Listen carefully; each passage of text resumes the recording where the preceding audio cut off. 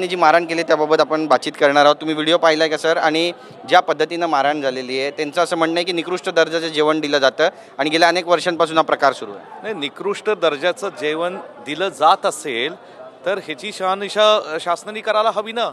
परंतु जरी निकृष्ट दर्जाचं जेवण दिलं गेलं आणि त्यात काय नेमकं वस्तुस्थिती ही शोधलीच पाहिजे। परंतु मुद्दा असा आहे की त्याचा अर्थ असा होत नाही की एखाद्या लोकप्रतिनिधीने, विद्यमान आमदाराने आणि सत्ताधारी पक्षाच्या विद्यमान आमदाराने एखाद्या गोरगरीब कर्मचाऱ्याला अशी मारहाण करणं, शिवीगाळ करणं हे अत्यंत चुकीचं आहे।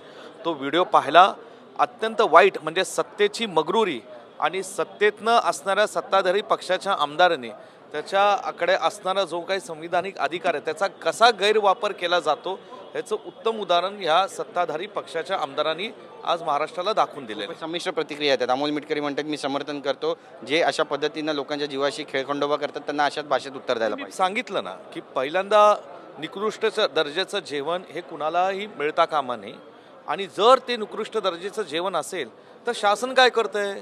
तिथं लोकप्रतिनिधी राहतात ना, मग तिथं लोकप्रतिनिधी राहत असताना शासनाने त्याची सखोल चौकशी करायला पाहिजे की हे निकृष्ट दर्जाचं जेवण ह्या तिथल्या आमदारांना का दिलं जातंय, आणि त्याच्यात जर वस्तुस्थिती सापडली तर निकृष्ट दर्जाचं जेवण देणारे जे काही कॅन्टीनचे कॉन्ट्रॅक्टर असतील किंवा जे काही तिथले कुक्स असतील किंवा जे कोण जबाबदार असतील त्यांना या ठिकाणी पुढे जे काही त्याच्यावर कारवाई करावी ती करावी, पण मारहाण करणं योग्य नाही हे निश्चितपणे मी मताचं आहे। महाराष्ट्रामध्ये बरेचसे आंदोलन होत आहेत आणि मुंबईच्या आझाद मैदानावर शिक्षकांचं टप्पा अनुदानासाठी आंदोलन होत आहे। रोहित पवारही तिकडे आहेत, त्यानंतर इतर जे गिरणी कामगारांचे मुद्दे ते सुद्धा आंदोलन करतात। सरकार अपयशी आहे या सगळ्यांच्या मागण्या पूर्ण करण्यात असं म्हणा? नाही, निश्चितपणे आज शिक्षक रस्त्यावर उतरलेले आहेत। आझाद मैदानावर गेल्या अनेक दिवसांपासून त्यांचं आंदोलन चालू आहे। मी शिक्षण क्षेत्रात काम करतो आणि या शिक्षकांच्या भावना काय आहेत हे आम्ही चांगल्या पद्धतीने समजतो।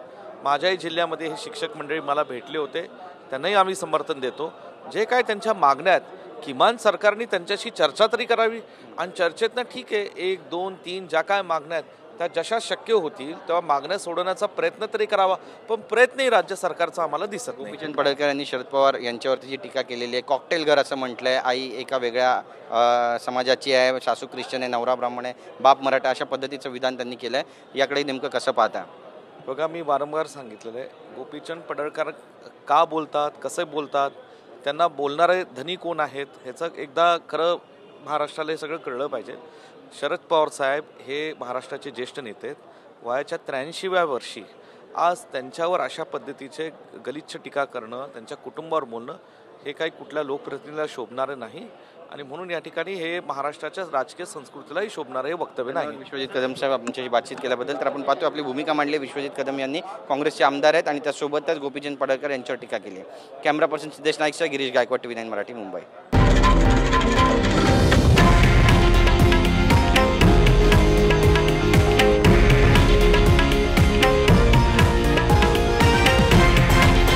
हे आहे देशातील नंबर 1 न्यूज नेटवर्क आणि आपण पाहत आहात TV9 मराठी, एकमेव।